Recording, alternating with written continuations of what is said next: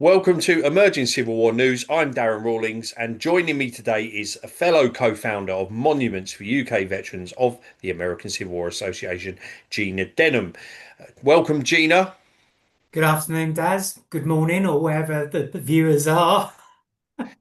Okay, so Gina, the association is or will be taking part in something historic in October. So, would you like to explain what this is, please? Yeah, so on the 4th of October, we've got a dedication ceremony for two Civil War veterans, and it's being held in Derby, in England. And what makes this dedication extra special is that it relates to the last veteran of the American Civil War to die in England.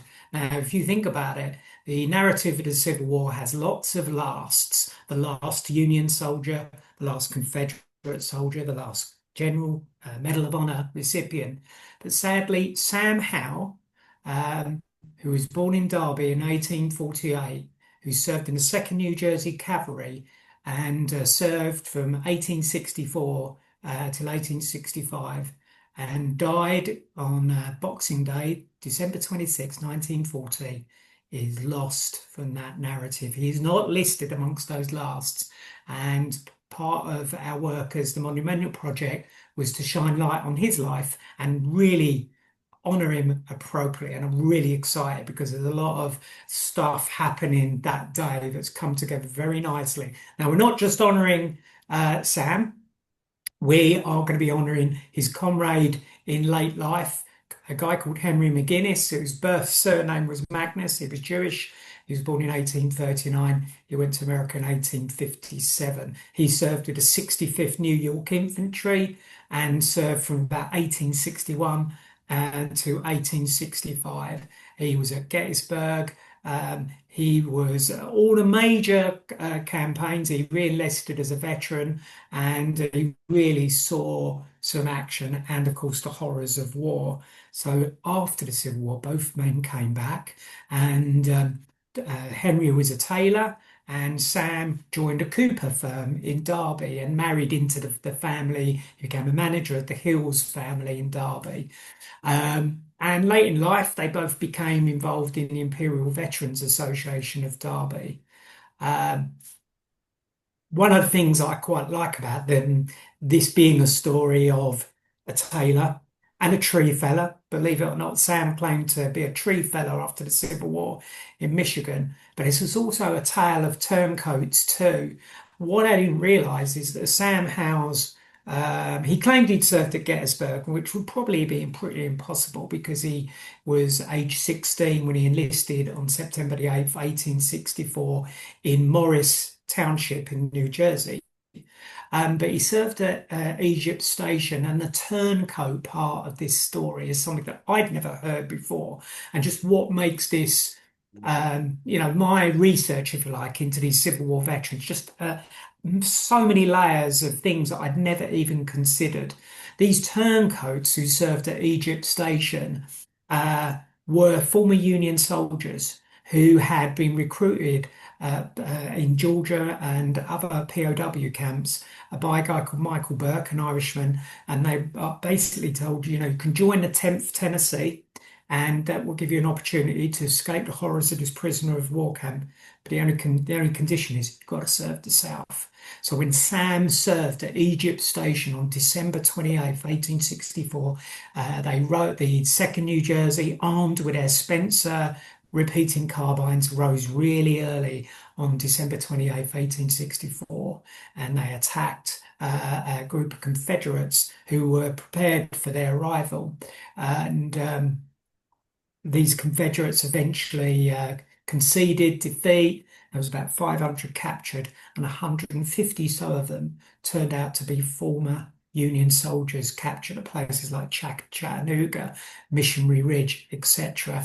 And I'd always heard of the sort of galvanized Union soldiers, the Confederates who re-swore allegiance to the United States, but were sent west to fight in the Indian Wars.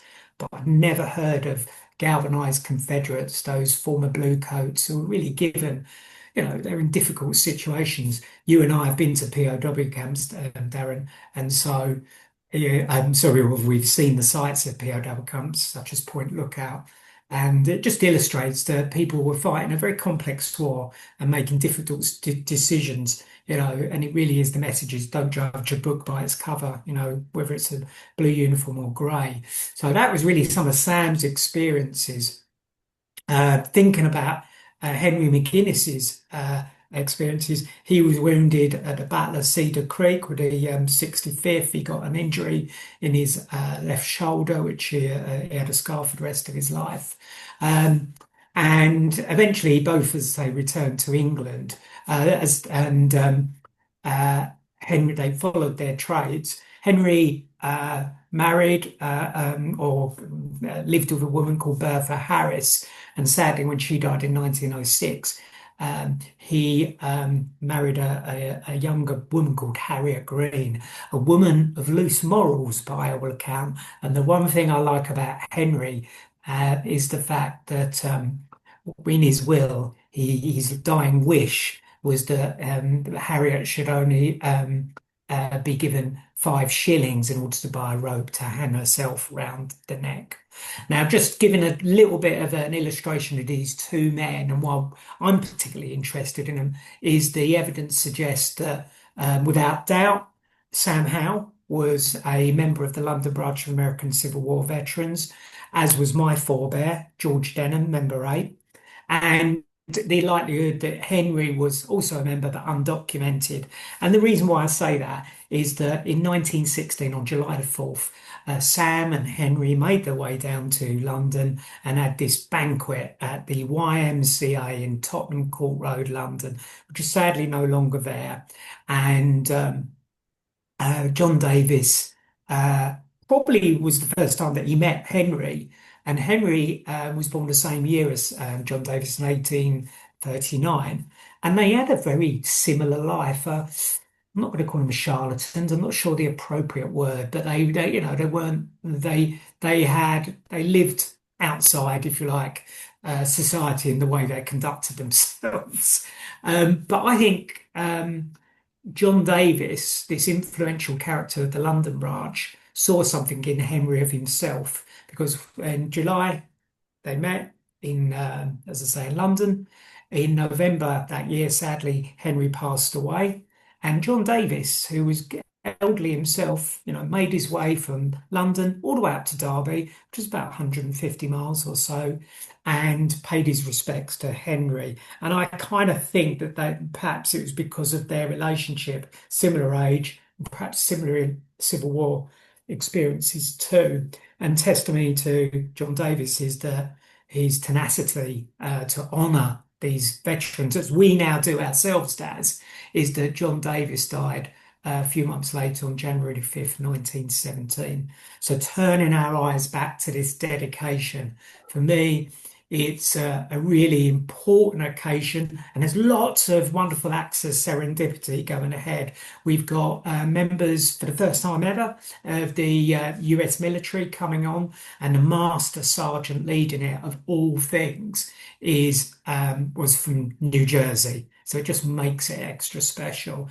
Within the last week, in fact, the last 48 hours, we've now traced Samuel Howe's great granddaughter, who's really pleased and I guess surprised that we're going to be honouring her forebear. We've got lots of living historians coming on, representing both the North and South, but illustrative of the fact that you shouldn't judge a book by its cover, particularly based on Sam's experiences in the South. We've got members of the Jewish community coming along because Henry was born into a Jewish family and changed his surname to McGuiness from Magnus, supposedly because his parents didn't approve of or didn't think he'd be able to practice the Jewish faith. So I'm really looking forward to it, as we've been putting the planning in for months. It's a double dedication. As you well know, we've not done the likes of this before. And the one thing, the nice touch about it is that both their headstones will be situated side by side at Nottingham Road Cemetery in Derby.